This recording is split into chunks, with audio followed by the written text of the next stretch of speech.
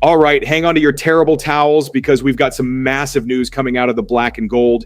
DK's been dropping some bold statements. There are Blockbuster trade rumors flying around, and we've even got a rookie shattering records that seemed untouchable. The conversation today is on fire, the way only we, the true black and gold faithful, can experience it. And this isn't the same old noise you'll find on clickbait sites. This is a deep dive. Stay with me until the very end because the last part will leave you speechless. But first, let me hit you with this. Nearly 90% of you who check this out still haven't subscribed. Let's change that, people. Smash that like button. It helps our black and gold channel a ton. And drop a comment too. I want to hear from all of you because every single opinion matters in this honest conversation. So let's talk about it. DK Metcalf has arrived and he's not messing around with our offense. The guy was targeted 7 times in the game against the Jets, hauled in 4 catches for 83 yards, and made it crystal clear he's got explosion and presence. But the most important detail wasn't even his performance. It was what he said afterward. He straight up said this offense could drop 50 points in a game. 50? Do you have any idea how huge that is? Because look, in the entire history of the Steelers, that's only happened 7 times. And the last time was back in 2018 when Big Ben was on fire and we steamrolled the Carolina Panthers 52-21. I remember it well. It was like a video game with 5 different receivers scoring a TD. But since then, it's been offensive suffering. Last year, we had 3 games with more than 30 points. The year before, only 2. In 2022, just 1. It was an absurd drought that left us with no hope. Now, with Aaron Rodgers at the helm, DK as the primary target, and a group that showed up from the jump, we can dream again.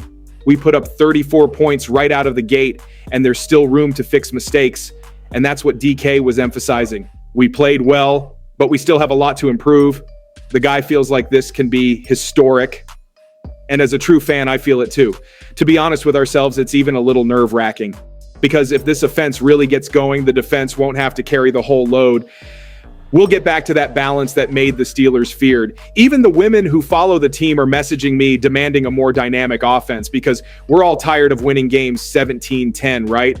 Everyone wants a show. And look, DK didn't say that by accident. He knows the NFL well. He was a star in Seattle. And he knows that a championship offense isn't just about winning. It's about commanding respect and striking fear into your rivals. Talking about 50 points sets the bar sky high. And it's not just to hype up the fans. It's a message to the guys in the locker room to understand the size of the mission.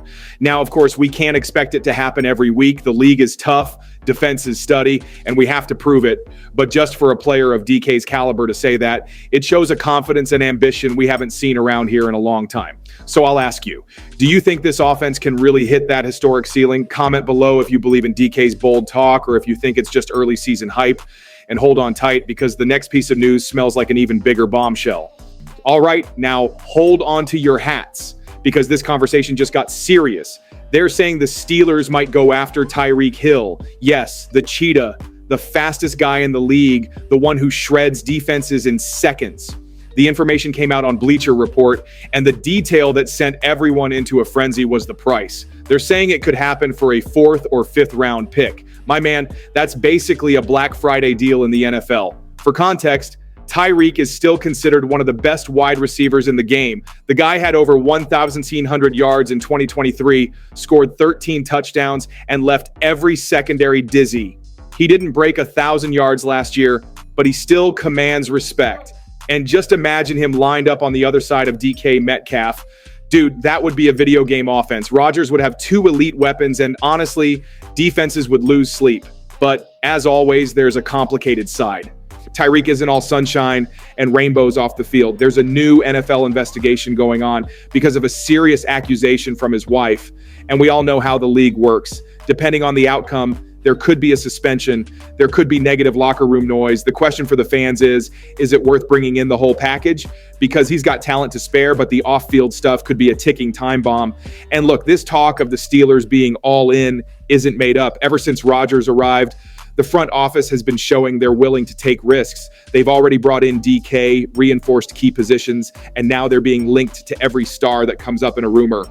It's like they're saying it's now or never. And between us, I totally get it. Rodgers isn't going to play for another 10 years. You have to get the most out of the present. But think about this with me. Spending just a fourth or fifth round pick on a guy who was once considered the most explosive receiver in the league, it's almost legalized theft. The diehard fans are already divided. Some are saying, bring him in, let's tear everyone up. And others are saying, we don't need problems in the locker room, let's focus on the current group. Even the women who follow the black and gold are raising this debate. Is it worth paying so little for so much talent, even with the risk of controversy? I'll admit, my heart is torn, because I imagine Rodgers dropping a 50-yard bomb to DK on one snap, and the next, Hill is torching the secondary. That's not just an offense, it's a spectacle. But at the same time, I remember how many teams have blown up by not measuring the consequences of bringing in a problematic star. It's that fine line between winning now and getting burned in the future. So, comment below. Would you take that gamble on Tyreek Hill, or do you think it's better to hold back and trust the current roster and hold tight because the next piece of news will mess with our hearts even more? And check out this potential move. Romeo Doubs, the Packers wide receiver, is becoming a topic of conversation to come here to Pittsburgh. Here's the scenario. Green Bay has a bunch of good receivers, but no one has really taken over as the top guy. The arrival of rookie Matthew Golden has made the rotation even more chaotic, and that's where the rumors started. Doubs is in the final year of his contract, so it makes total sense for them to consider a trade. And of course, the Steelers are on the radar because let's be honest, after the first game, it was clear that only having DK Metcalf as the alpha isn't enough. Calvin Austin played well, yes, but can he sustain an entire season as the WR2? If we really want to contend for the playoffs, we need another solid name. And Doubs fits that idea. He's not a superstar, but he's reliable, he has experience, and he can become a direct partner for DK. What? The guy is going into his fourth year in the NFL, all with the Packers, and has put up very consistent stats. 149 receptions, 1,768 yards, and 15 touchdowns in 44 games. It's not a jaw-dropping number, but it shows consistency. He's the kind of player you know won't disappear. He'll do his job and get important yards on third down. And let's be real, our offense needs that stability. What's exciting is that the Steelers have a surplus of draft capital. Next year, because of compensatory picks, we should have over 10 picks. So instead of wasting them on a gamble in the fourth or fifth round, we could send an acceptable package to the Packers and secure Doubs. Then all we have to do is give him a contract extension and boom, we've formed a reliable duo for the present and the future. Now, people have already started debating, is it worth spending a pick on a guy who has never been a star? And I'll say it depends. Because look, it's not every day you can get someone who is already polished with 4 years of experience for an affordable price. We don't need another DK. We need someone to complement him. And Doubs does exactly that. Even the female fans who always watch the live streams comment, we're tired of a one-target offense. We need variety. That's exactly the variety we're missing. And between us, it's impossible not to compare it to what we've already lived through. How many times have we been in a slump because we didn't have a second option? The defense would double team one guy, and that was it. Our offense would die. Rodgers doesn't deserve to go through that again. He's got the arm to spread the ball around, but he needs pieces. Doubs, in this case, seems like an almost too simple solution not to try.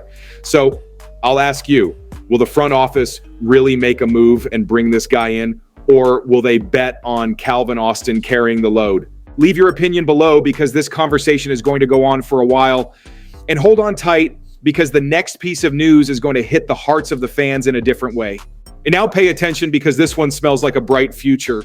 Caleb Johnson, our rookie running back, might already be on his way to breaking a franchise record.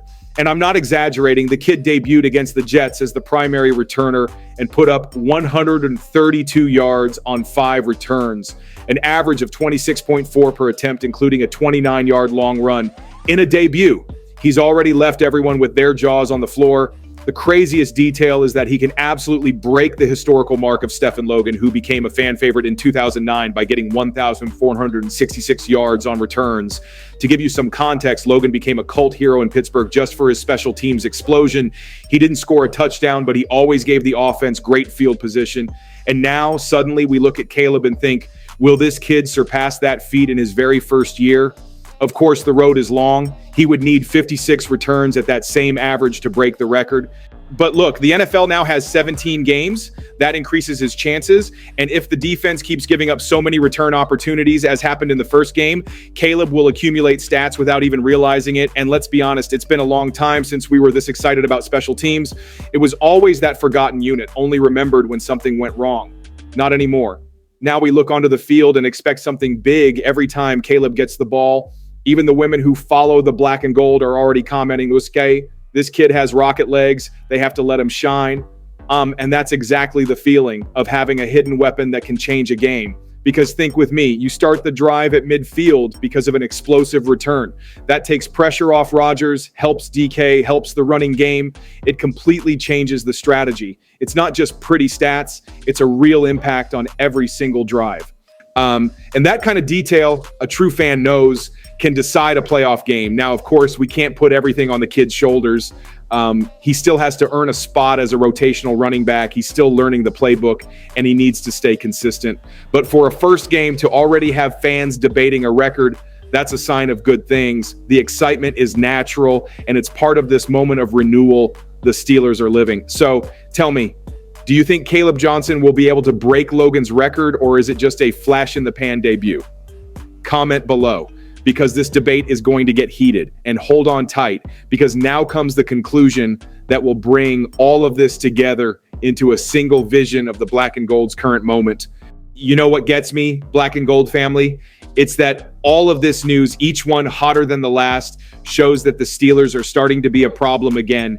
We're talking about a bold offense with DK, an absurd rumor with Tyreek, a real chance for a solid addition with Daubs, and a rookie setting returns on fire. This isn't a coincidence. It's a symptom of a team that's alive, breathing greatness. Can it all go wrong? It always can. But for the first time in a long time, I feel like our rivals are scared again. Comment below. This space is ours, and don't miss the next one.